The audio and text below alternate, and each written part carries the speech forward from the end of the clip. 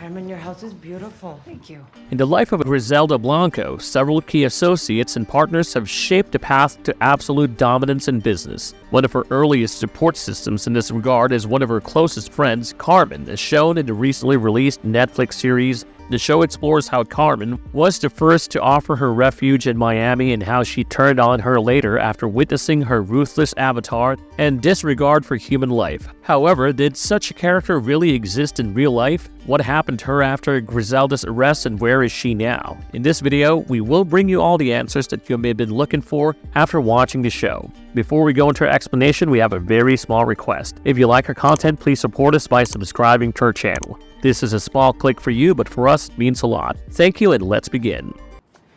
Don't buy plane tickets for me again, okay? Never should have let you anywhere near my business. Who was Carmen in the show and why was she so important? Although the Netflix series Griselda has tried to be accurate about a lot of things regarding the titular character, the makers have taken a few creative liberties here and there to make the story more appealing for the viewers. One of the subtle changes made to the narrative seems to be the introduction of Carmen in this story. The show establishes Carmen Gutiérrez pretty early after Griselda is desperate to move out of Miami urgently. She had just killed her second husband and now she feared for her life and the safety of her kids. When she called Carmen, the latter readily arranged for her to move to Miami and she offered her home for Griselda and her children to move in temporarily. Carmen had given up the life of drugs and crime and now she was running a travel business which she wanted Griselda to be a part of. The character has been initially portrayed as someone who hates the risks and downsides associated with the drug trade, and she wants Griselda to have nothing to do with this business. When she finds out later that Griselda is still dealing in cocaine, she forces her to move out of her house,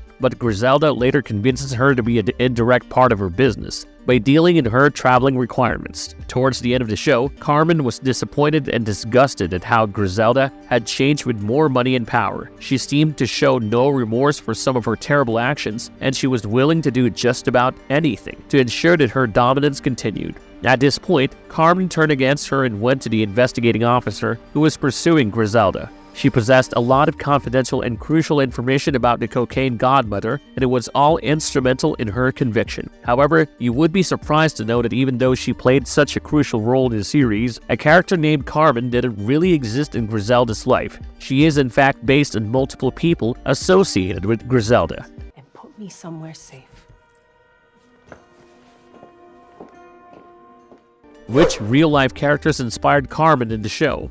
The entire story of Carmen Gutiérrez as shown in the Netflix series draws largely from three people, Carmen Caban and Gloria Caban, who were sisters, and Maria Gutiérrez. You can see how even the name has been coined by putting together all of these characters. According to the case records of Griselda Blanco, Carmen Caban was a former drug dealer who provided the authorities with crucial testimony during Griselda's trial in 1985. She testified about her activities from 1972 to 1975, and on this basis, Griselda was found guilty of one count of conspiring to manufacture, import, and distribute cocaine in the U.S. She was then sentenced to 15 years in prison. Even Gloria Caban was a key witness during this trial, and this brought out a lot of information from the time Griselda was conducting business with her former husband, Alberto Bravo, during the 1970s in New York City. Earlier in their life, both the Caban sisters worked as distributors for Griselda Blanco, but they later turned on her and provided the Drug Enforcement Agency with valuable intelligence to build a case against her. They were reportedly under the payroll of the DEA, and their real names were Amparo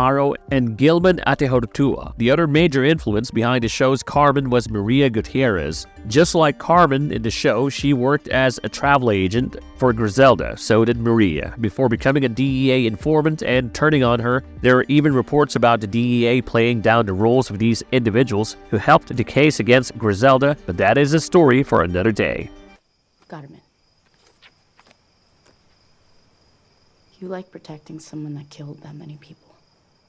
What happened to the three real-life women who inspired the character of Carmen in the show? Where are they now? After testifying effectively against Griselda Blanco, all 3 individuals were given much lighter sentences than their crimes warranted. They were awarded for their cooperation, and it is unknown what happened to them after their release from prison. Their whereabouts had to be kept a secret as part of the witness protection program, and it is safe to assume that they led their lives anonymously after being released, quite possibly in a place far away from the glare of Griselda Blanco's men. If they were identified, they would have been killed for turning against the cocaine godmother, which implies that they are all safe and lived a normal life following their release. Do let us know in the comments below if the Netflix adaptation was to your liking and what aspect of Griselda Blanco interested you the most. Feel free to tell us about any other topic regarding the show that you might want us to cover. And as always, if you liked our content, don't forget to leave a like and subscribe to us if you haven't already. Have a good one and be safe. Thanks, everyone.